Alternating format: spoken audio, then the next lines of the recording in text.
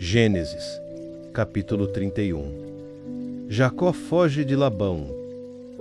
Jacó ficou sabendo que os filhos de Labão andavam dizendo o seguinte: Jacó está tirando tudo que é do nosso pai. É às custas do nosso pai que ele está ficando rico.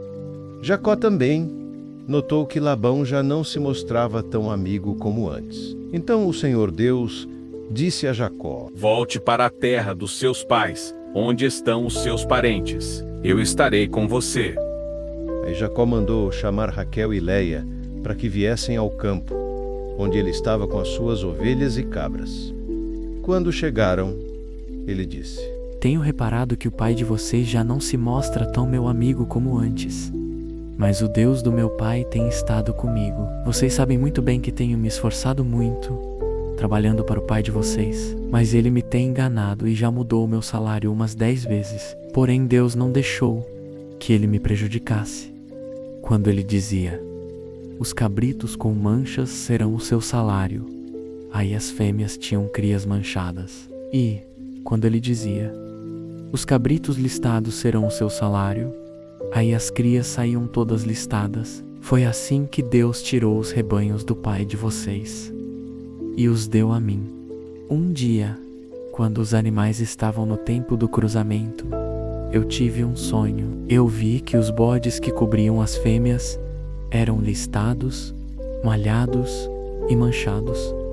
O anjo de Deus me chamou pelo nome e eu respondi: aqui estou.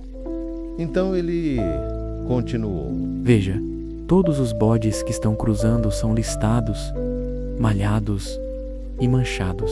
Eu estou fazendo com que isso aconteça porque tenho visto o que Labão está fazendo com você.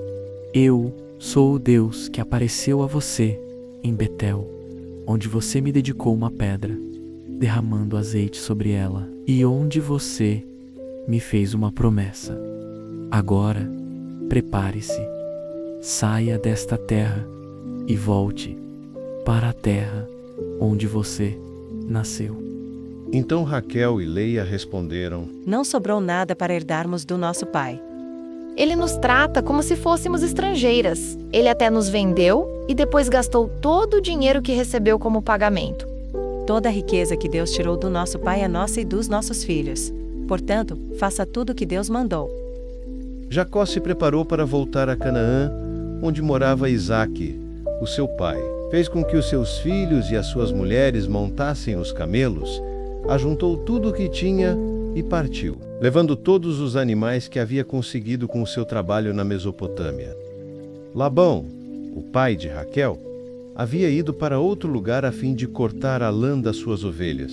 E, enquanto ele estava fora, Raquel roubou as imagens dos deuses da casa dele. Foi assim que Jacó, sem avisar que ia embora, enganou Labão, o arameu, fugindo com tudo o que tinha. Atravessou o rio Eufrates e foi na direção da região montanhosa de Gileade. 3 dias depois, Labão ficou sabendo que Jacó havia fugido. Ele reuniu os seus parentes e foi atrás de Jacó. 7 dias depois, Labão alcançou Jacó na região montanhosa de Gileade. Naquela noite, Deus apareceu num sonho a Labão, o arameu, e disse: Cuidado, não faça nada a Jacó. Labão alcançou Jacó na região montanhosa de Gileade, onde ele estava acampado. E Labão e os seus parentes acamparam no mesmo lugar. Aí Labão disse a Jacó: Por que foi que você me enganou, levando as minhas filhas como se fossem prisioneiras de guerra? Por que você me enganou, fugindo desse jeito, sem me dizer nada? Se você tivesse falado comigo, eu teria preparado uma festa alegre de despedida, com canções acompanhadas de pandeiros e de liras. Você nem me deixou beijar os meus netos e as minhas filhas. O que você fez foi coisa de gente sem juízo. Eu poderia ter feito muito mal a vocês, mas na noite passada, o Deus do seu pai me disse assim: Cuidado, não faça nada, Jacó. Eu sei que você foi embora porque tinha saudades de casa. Mas por que foi que você roubou as imagens dos deuses da minha casa? Jacó respondeu: Eu fiquei com medo, pois pensei que o Senhor ia me tirar as suas filhas à força. Mas, se o Senhor achar as suas imagens com alguém aqui, essa pessoa será morta. Os nossos parentes são testemunhas. Se o Senhor encontrar aqui qualquer coisa que seja sua, pode levar. Acontece que Jacó não sabia que Raquel havia roubado as imagens. Labão entrou na barraca de Jacó, depois na de Leia e depois na das 2 escravas. Porém, não encontrou as suas imagens. Então foi para a barraca de Raquel. Aí ele procurou em toda parte, porém não achou nada, pois Raquel havia posto as imagens numa sela de camelo e estava sentada em cima. Ela disse ao pai: O senhor não fique zangado comigo por eu não me levantar, mas é que estou menstruada. Foi assim que Labão procurou as suas imagens, sem as encontrar. Aí Jacó ficou zangado. Ele disse a Labão: O que foi que eu fiz de errado? Qual foi a lei que eu quebrei para o Senhor me perseguir com tanta raiva, agora que mexeu em todas as minhas coisas?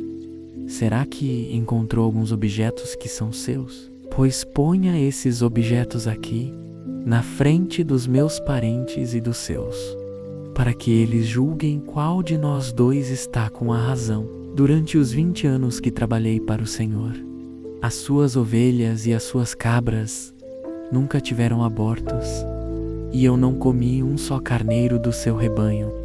Nunca lhe trouxe os animais que as feras mataram, mas eu mesmo pagava o prejuízo. O Senhor me cobrava qualquer animal que fosse roubado de dia ou de noite. A minha vida era assim. De dia o calor me castigava, e de noite eu morria de frio. E quantas noites eu passei sem dormir. Fiquei 20 anos na sua casa. Trabalhei 14 anos para conseguir as suas 2 filhas, e 6 anos para conseguir os seus animais. E ainda por cima, o Senhor mudou o meu salário umas 10 vezes.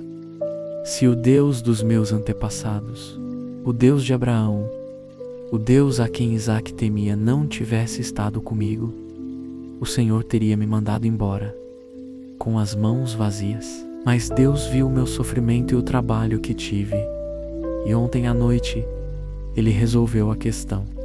Labão respondeu a Jacó assim: Estas filhas são minhas, os netos são meus, estes animais são meus, e tudo o que você está vendo é meu. Agora, como não posso fazer nada para ficar com as minhas filhas e com os filhos que elas tiveram, estou disposto a fazer um trato com você. Vamos fazer aqui um montão de pedras, para que lembremos desse trato.